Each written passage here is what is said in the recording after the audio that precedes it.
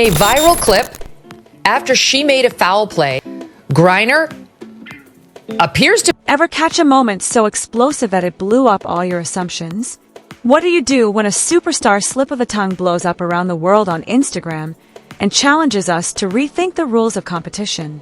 Brittney Griner, court kingpin and flashpoint of contention, has just dropped a bombshell statement. "I'm a grown man, and the fallout is sheer unfiltered pandemonium." The video was the result of a furious confrontation with Caitlin Clark, the phenom rookie whose explosive growth has broken every box office record and propelled the WNBA into the public eye. Griner's eyes blazed, her teeth clenched, and in a fraction of a second, she said the line heard around the world.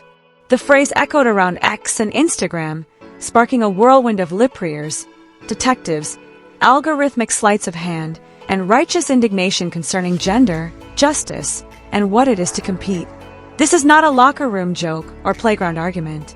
It's a seismic shift in sporting culture. When the world's algorithmic nudity regulators did not pick up on an ancient topless photo taken from Griner's own history, people asked why Instagram's computer program treated the picture as though it were from a male physique. Suddenly, whispers of secret testosterone therapy, Interx difference, or hush-hush identity switches went viral in timelines. All the fans, pundits, and competitors are demanding an explanation. Did WNBA deliberately allow a man to physiologically cheat against cisgendered females? Or is the scandal merely another chapter in Griner's illustrious history? A blend of victory, tragedy, and unyielding defiance that it all started following a common foul, ignited to a fiery pitch. Griner, who stands at 6 feet 9 inches, pushed back against a call that was personal. Her glare sliced through the din of the court, and she spat out those infamous words: bravado, breakdown, or calculated spit of insider gossip. Fans analyzed each phone, each micro-expression, sure they discovered a secret identity. Naturally, the clip went viral.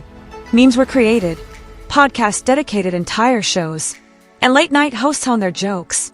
Adult man became a rallying point and a joke in equal proportions.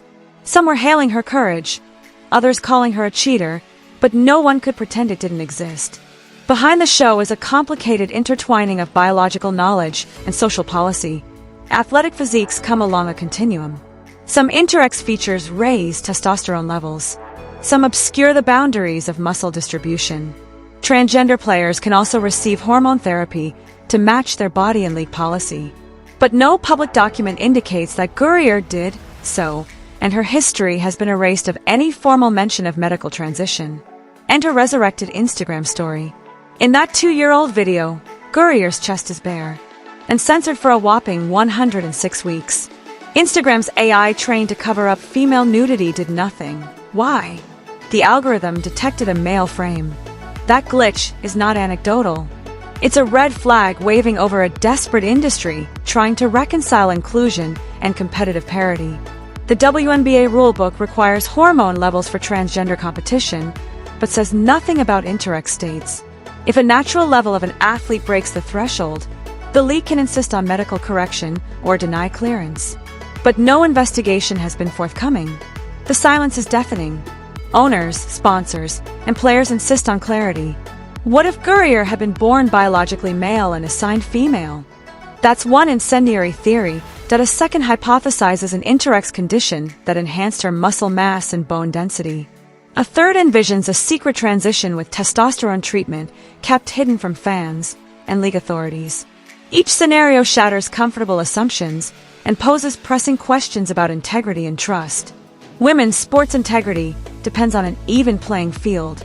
Fans want fair competition, not secret advantages. If the WNBA were to permit an athlete with male physiology to play without being found out, all records, all awards seem tainted. The very stories of determination and strength threaten to be overshadowed by scandal. Griner is no stranger to controversy.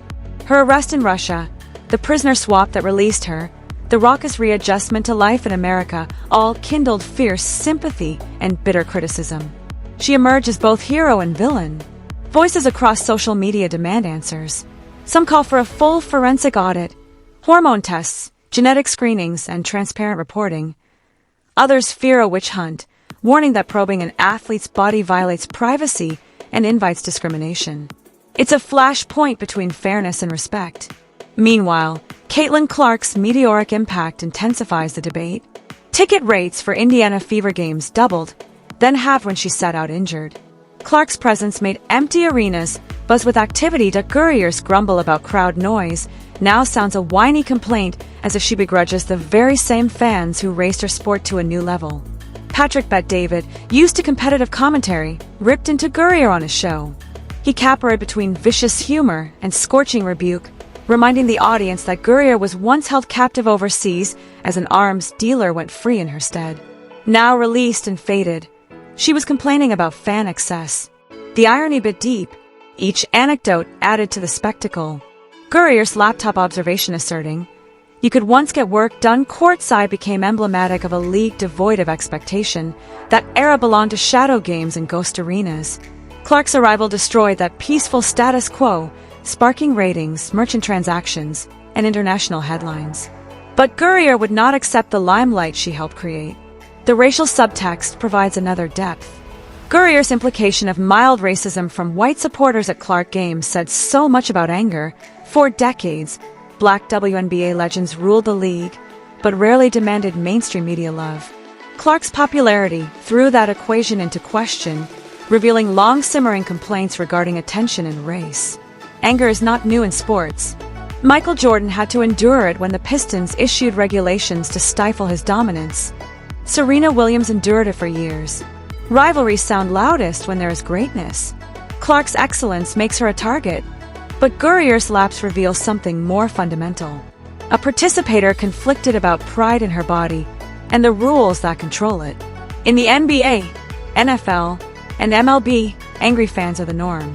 Heckling, jostling, and ear-shattering chants drive the drama. Grinder's accusation that fans were too loud rare of privilege. Professional athletes volunteer for pressure. Fans pay to be heard. The cheering of a sold-out arena is not oppression. It's applause and accountability.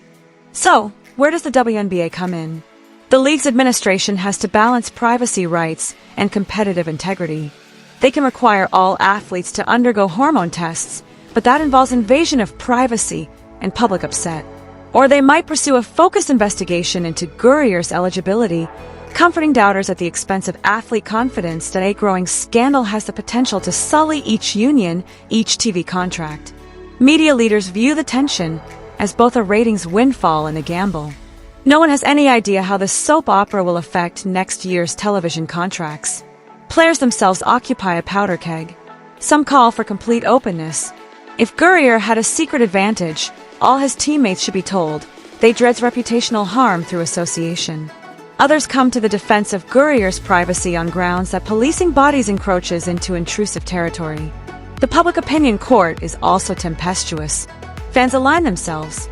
Those who advocate Grinder's right to self-identify and who perceive male physiology as an uneven advantage. Online opinion polls hit millions. Hashtag battles ignite emotive pleas and trolling. In the meantime, the league's silence is deafening. At risk is more than one player's future. This moment puts the WNBA's dedication to fairness, inclusion, and integrity to the test. It challenges assumptions that govern women's sport, and it necessitates a confrontation with the changing science of gender and competition. The outrage didn't stop when the video went dark. Rather, it rippled out, crashing into locker rooms, boardrooms, and living rooms from Phoenix to Pittsburgh. Every armchair attorney called for an investigation. And amidst it all, Gurrier sat in the middle of the action, torn between her own defiant bellow and a league unprepared for this kind of backlash. It's one thing to deal with a hot-headed in-court dispute. It's another to experience a full-scale identity crisis with worldwide repercussions. Hunger for drama has filled the comments threads of all serious sports websites. Save the girls. One half wept.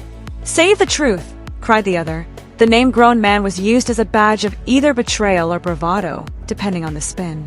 Even establishment publications couldn't resist having an opinion, compromising the division between clickbait and genuine interest. In a world where every click is dollar signs, Gurrier's time was like Olympic fuel. Too hot to deny, too explosive to keep under wraps easily. He tells you be no better than the third-string post player on the men's team in the WNBA offices. Panic ensued.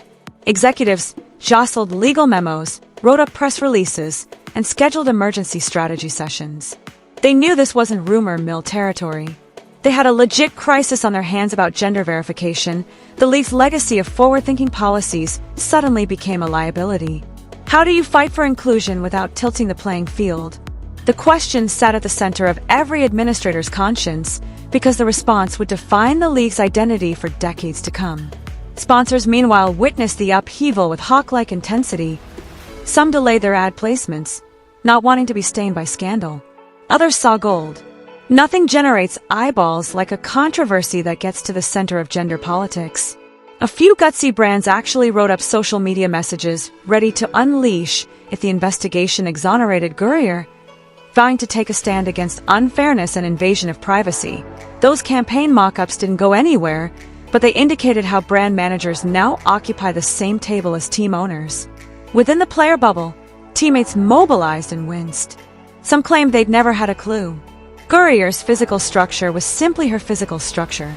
Others confessed they'd seen peculiarities, but attributed them to her intense training schedule that a few called for openness. If Griner's body went beyond league parameters, they should be informed ahead of the next tip-off. The locker room atmosphere oscillated between camaraderie and distrust, probing cohesion in a sport that relies on it. Pressure also mounted on Caitlin Clark. While not complicit in the rumor's genesis, she found herself at the center of trolls accusing her meteoric rise to fame of creating jealousy. A clean-cut newcomer instantly had the burdens of a generation's pressure to bear. Could she remain on track with her reputation getting drawn into the mix? Clark showed quiet professionalism, issuing a quick statement. "I love this game and all who play it. Let's keep the focus on basketball," but even that invitation to calm was drowned out in the digital roar. "I'm just going to use that to fuel this. I mean, I'm better, but and I know that kind of if you've stuck with this story, you know it's only the beginning." The WNBA's path towards transparency and fairness will persist, guided by each player, each fan, and each voice that will not remain quiet.so. Don't simply watch, participate, keep asking questions, keep insisting on the truth, and keep backing the sport you adore. If you enjoyed this in-depth analysis, hit that subscribe button, click that like button, and leave your comments below. Tell us what you think about the experience of Griner and the future of gender policy in sport. Your opinion counts because in this game, every shot matters and every voice influences the next.